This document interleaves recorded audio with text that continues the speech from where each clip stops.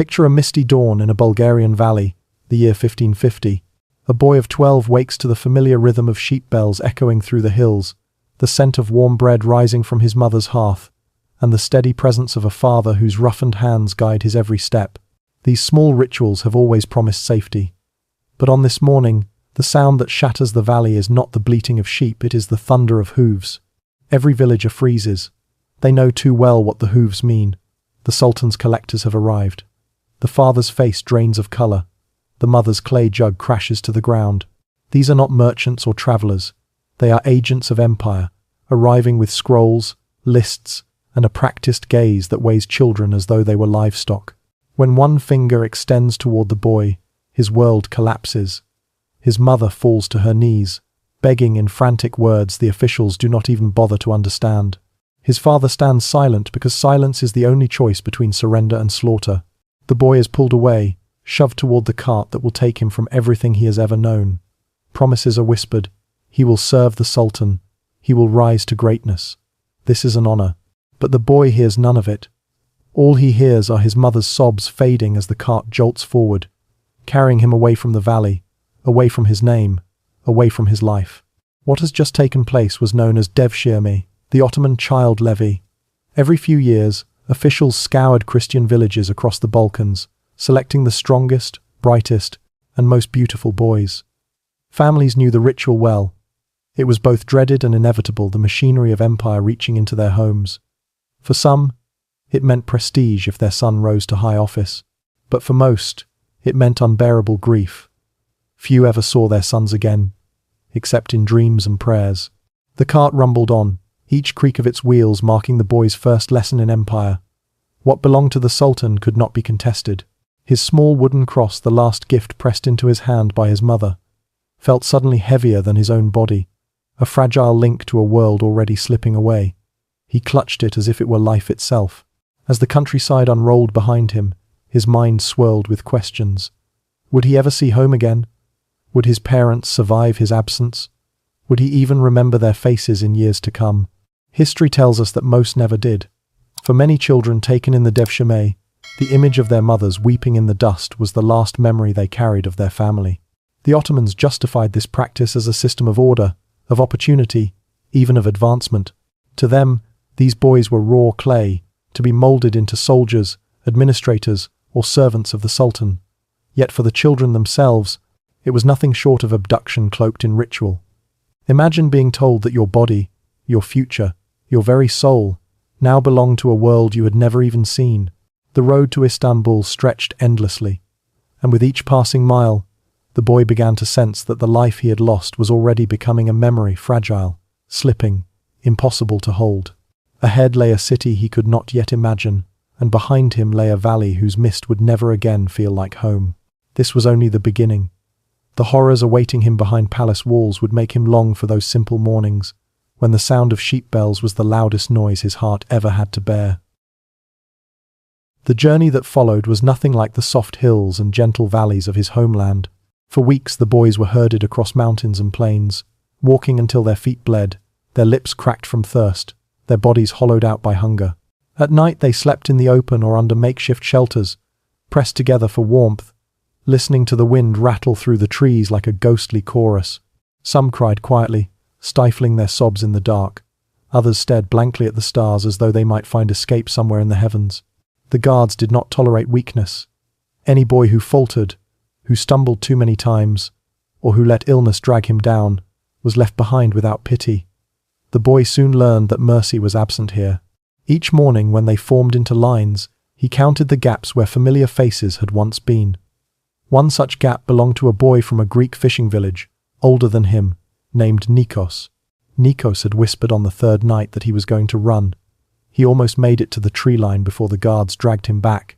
What followed was a lesson meant for all of them. They beat him in full view of the others, his cries carrying through the night like a warning etched into their bones. Escape was not just impossible, it was forbidden hope. So the boy kept his head down. He spoke only when spoken to. He moved like a shadow, quick to silence, quick to vanish from notice. Still, he could not block out the sounds of boys disappearing, sometimes by force, sometimes by surrender, always swallowed into the darkness. Each absence left him with the cold realization that survival was not a given, it was a calculation. When at last the skyline of Istanbul appeared, it should have been wondrous. Minarets rose like spears into the heavens, the dome of Hagia Sophia gleamed in the morning light, and sprawling across the horizon stood the palace that was to be his new home. Yet his heart did not lift. Instead, dread settled into him like stone. That magnificent city was no beacon of opportunity, it was the glittering mouth of the cage. Their arrival was not an end, but another beginning. The boys were herded into courtyards where officials examined them as though they were goods at a market. They checked their teeth, measured their limbs, tested their wit with simple questions, and studied their faces with the detachment of men selecting marble for sculpture. Those with strong bodies were earmarked for the janissaries, the empire's elite soldiers.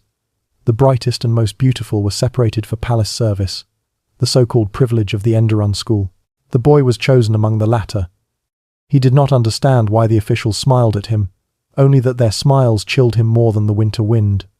His small wooden cross was discovered and snatched from him, torn away as though it were nothing more than a splinter. In its place came a new name, a new religion, and a ceremony staged with pomp to disguise the truth, that he had no choice. He repeated the words they fed him, but inside he clung to the echo of his mother's lullabies, as if those fading songs could shield him from what lay ahead. The dormitory where he was lodged stretched long and cold, filled with rows of narrow beds covered in silks that felt more like chains. That first night, he lay awake listening to the muffled sobs of boys who longed for homes they would never see again. Others whispered in languages he did not understand. He gripped the empty space in his palm where the cross had once been, and felt more alone than he had ever imagined possible. From the start it was clear, this was not a school but a machine, a place designed to strip away a boy's self until only a servant of empire remained. And within those walls, he would soon discover, the lessons went far beyond books and prayers. The rules of the palace revealed themselves not through lessons but through whispers, glances, and threats that never needed to be spoken aloud. In the dim corridors, where the oil lamps threw trembling shadows across the marble walls, older boys watched the new arrivals like hawks. Some came with offers of guidance and protection, their words soft and reassuring. Yet behind those smiles lurked conditions no child should ever be forced to understand. One evening, as the boy sat on his bed trying to memorize the unfamiliar sounds of Turkish phrases, an older student approached him. The stranger's tone carried both kindness and command. He promised safety, advancement, the ear of teachers and supervisors who could make or break a future. But such promises came with an unspoken cost. The boy froze, feeling his skin crawl at the hand resting too comfortably on his shoulder. He was 12 years old and had never been touched by a stranger before. But now, he understood that gratitude in this place meant surrendering more than manners or obedience. It meant surrendering his innocence. This was the unspoken hierarchy. The young depended on the older, the weaker bent to the stronger, and everyone was bent beneath the power of the officials who looked upon them not as children but as ornaments, possessions to be admired and used. The boy saw quickly that refusal carried consequences. Those who resisted too strongly were beaten or humiliated, their small rebellions crushed in ways that left scars far deeper than bruises. Others learned to adapt, smiling at the right moments, offering small favors, trading pieces of themselves in exchange for food, comfort, or even the simple privilege of being left alone. Every corner of the palace carried echoes of this system. Eunuchs, men who had once been boys like them, ruled the dormitories with sharp eyes and sharper punishments. Many bore their own scars from earlier years, but instead of shielding the young, they enforced the same cruelty, ensuring that each new generation was broken down as they themselves had been. It was a cycle that had endured for decades, perhaps centuries, hidden behind walls adorned with gold leaf and precious tiles. The boy watched how his companions responded to the invisible rules. Dmitri, another child from his region, transformed quickly, learning to flatter his elders, laughing at their jokes, brushing aside the past. Within months, he had better food, new clothes, and even private tutoring. Yet when the boy met Dmitri's eyes, he saw no joy, only emptiness, a hollowness where memory had once lived. Stefanos, a fisherman's son from Greece, chose the opposite path. He rejected every advance, endured beatings in silence, until he seemed to fade into a ghostly shell of himself. Then, one morning, Stefanos's bed was empty, and his name was never spoken again. The boy tried to walk a fragile line between these extremes. He accepted some gestures, feigned obedience, smiled when expected, but inside he buried fragments of himself, small pieces of memory and identity. He refused to surrender. He clung to them as if they were seeds he might one day plant in freedom. Yet every day tested him with choices between degradation and destruction, each one eroding the hope that such freedom would ever come. What struck him most was not the cruelty itself, but how ordinary it seemed within these walls. What would have been whispered scandals in other places was here treated as natural, almost inevitable. Advancement often depended less on skill than on pleasing the right patron, and boys who caught the eye of powerful men suddenly found doors opening for them, their lives becoming easier. The others, those who resisted or who simply did not attract attention, found themselves relegated to obscurity or hardship, some disappearing entirely without a word of explanation. The palace was a world unto itself, a finely tuned mechanism where knowledge and art were taught alongside submission and fear. Its beauty was undeniable, the calligraphy on the walls, the music of instruments drifting from courtyards, the perfume of rose gardens carried by the wind. But beneath the surface, beneath the silks and marbles, lay a system that treated children not as human beings but as vessels of power, to be molded, displayed, and consumed. And within this world, the boy began to understand the cruelest truth of all. Survival here did not mean remaining whole. It meant learning which parts of himself could be sacrificed, and which fragments he must guard fiercely, even if he had to bury them deep in silence. Discipline in the palace was not maintained by kindness or reason, but by fear, by punishments designed not merely to correct but to erase resistance. The boy quickly discovered that every action, no matter how small, could be scrutinized. Speaking his native tongue, making the sign of the cross, or even hesitating too long before obeying an order could provoke consequences that seemed calculated more to humiliate than to instruct. One day, he witnessed what happened to a boy named Milos, who had been caught praying in the manner of his old faith. They stripped him naked and forced him to stand in the courtyard for an entire day, exposed to the jeers and mocking of his peers, who were encouraged to laugh at him. By nightfall, Milos stood trembling, not from cold alone but from the knowledge that his very identity had been declared shameful. The message was clear. The past must not only be forgotten, it must be despised. The dormitories were prisons in all but name. Privacy did not exist. Every moment was observed, and even in the silence of the night, footsteps patrolled the halls. Meals were strict in timing and portion, enough to sustain but never enough to satisfy. Before dawn, the boys were roused for prayers they had been forced to learn, their voices echoing in unison, masking whatever doubts or reluctance lingered in their hearts. The schedule was relentless. Study, work, training, rest, leaving no space for reflection or resistance. For those who disobeyed, punishments varied. Some were beaten in front of their peers, their cries serving as warnings. Others were confined in narrow cells barely large enough to lie down in, left to wrestle with hunger and darkness until their spirit bent. The boy learned quickly that discipline here was not simply about rules, it was about breaking the will, reshaping a child into something malleable, loyal, and useful to the empire. An economy of favors and privileges emerged from this atmosphere of control. A softer mattress, a better cut of meat, an extra book, or even the right to walk in the gardens could all be earned at a cost. Good behavior, academic excellence, or the ability to please a superior in unspoken ways determined who received these scraps of freedom. And scraps, in such a world, felt like treasure. The boy began to understand the hidden currency of survival, how loyalty could be bought, how friendships were often no more than transactions wrapped in false smiles. Escape was the most dangerous thought of all, whispered only in the darkest corners. Some tried. One boy attempted to swim across the Golden Horn, his body dragged back hours later, battered and near lifeless. The officials gathered every student to witness his punishment. The beating left him crippled, a living warning against defiance. From that day on, he shuffled through the palace like a broken shadow, his ruined body a reminder of what awaited those who reached for freedom. Even success carried its own poison. A boy who excelled in languages or mathematics might attract the attention of a tutor, shielding him from certain abuses, but binding him even more tightly to the system. Every gift from the palace came with strings, and those strings wrapped tighter with each passing day. It was a world where obedience meant survival, where ambition was rewarded, but where every step forward demanded another piece of the self to be carved away.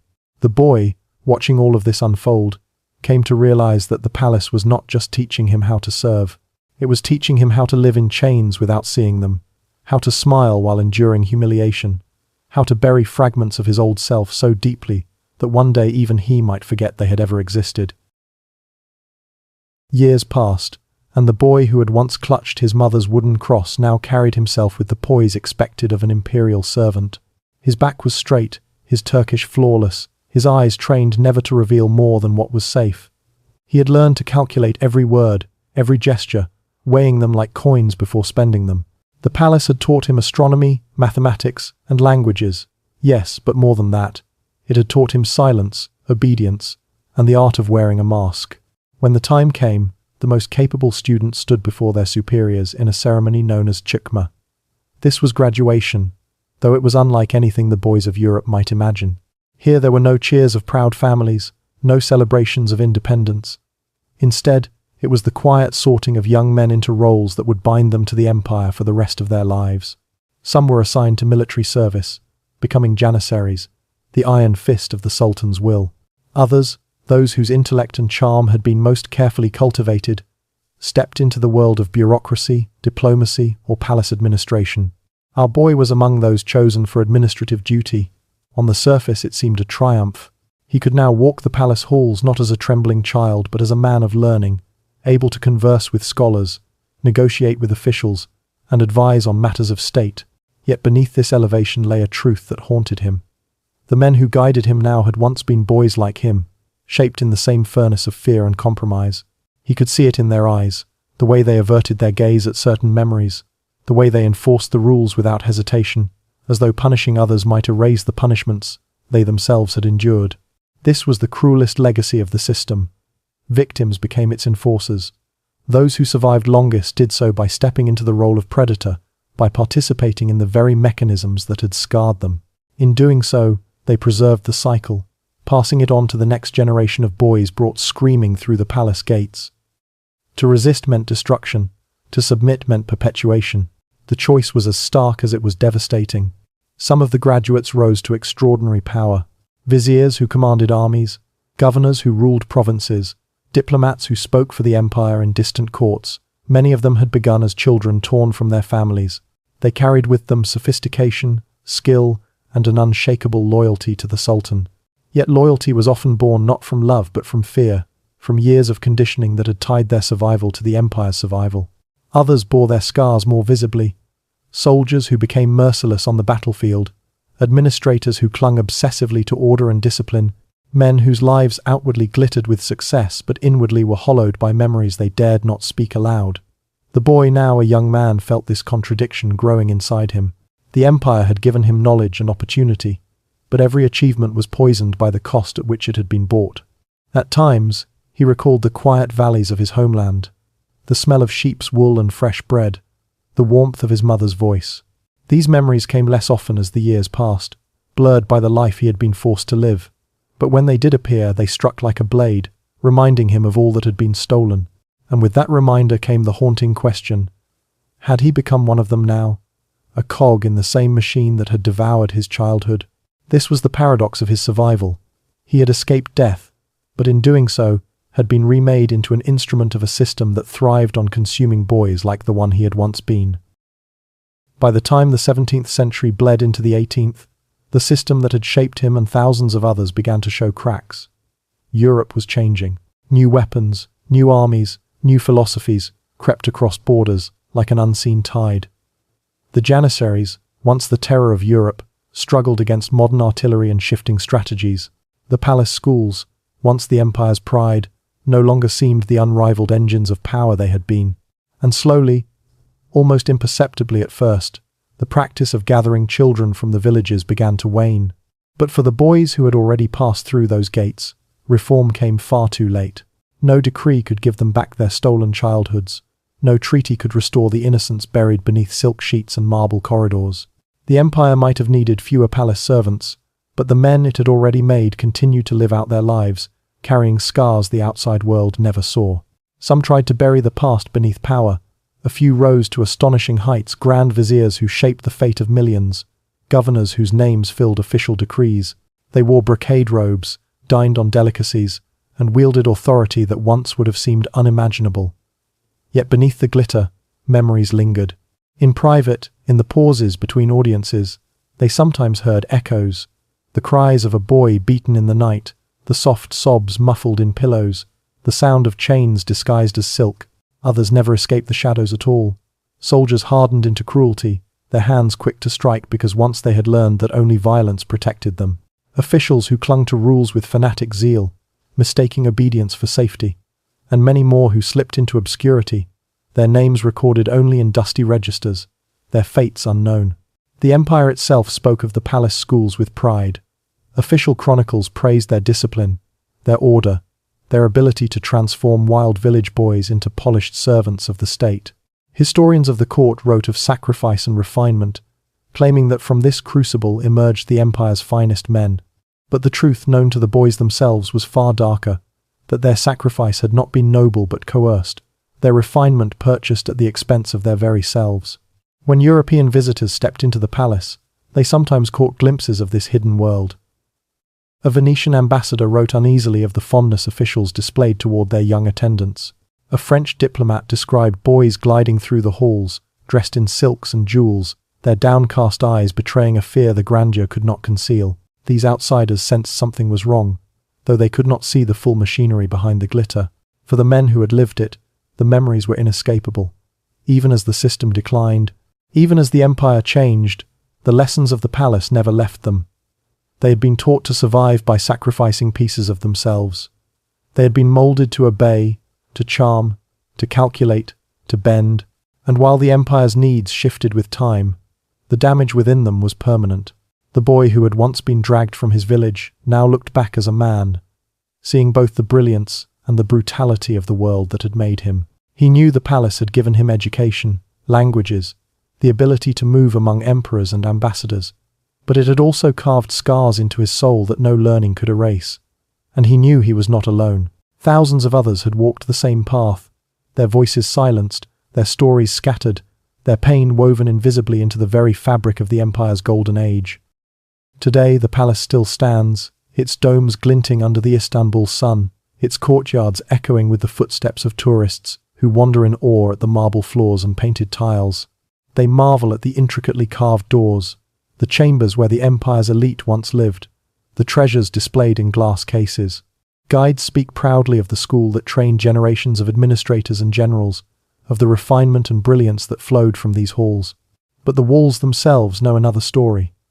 They remember the muffled sobs in the dormitories at night, the whispers of boys stripped of their names, the footsteps of guards that patrolled with unyielding authority. They remember the punishments that broke spirits, the bargains made in silence, the way innocence was bartered away like coin. These memories are not on the plaques or in the guidebooks. They linger in the air, unseen, unheard, waiting only for those willing to imagine them. If one walks the corridors slowly, away from the crowds, there are moments when the silence presses in too tightly, when the beauty feels almost suffocating. It is then that the ghosts seem closest, the countless boys whose laughter was stolen, whose futures were rewritten, whose humanity was treated as expendable in service of empire. Their names were never recorded in triumphal chronicles, their lives left unacknowledged in the grand stories of conquest. Yet without them, the empire's golden age could not have existed. To remember them is to strip away the illusion that power is built only on genius and glory. Behind every empire's achievements lie hidden costs, often borne by those with the least choice, the least defense. The Ottoman system was not unique in this. Across history, children have been sacrificed to the ambitions of kings and rulers. But the scale and precision of what happened here made it one of history's most systematic betrayals of innocence. The boy whose story we followed never truly leaves these walls. Though centuries have passed, he still walks here in spirit, a silent witness to what was taken from him. And in remembering him, we remember all the forgotten children, torn from homes, reshaped into tools of power, discarded once they had served their purpose. Empires may fall, their flags lowered, their palaces turned into museums, but the human cost does not vanish, it lingers like an echo. And to walk through Topkapi Palace today is to walk not only through splendor, but through silence filled with ghosts. The marble may gleam, the gardens may bloom, but beneath the beauty lies the weight of a truth that must not be forgotten. The price of empire was paid in childhood stolen, lives broken, and souls scarred beyond repair. To remember is an act of justice. To speak of them is to defy the forgetting that power always craves. And so their story must be carried forward not as a footnote in history, but as a reminder that behind every golden age lies a shadow, and behind every triumph, a hidden grief.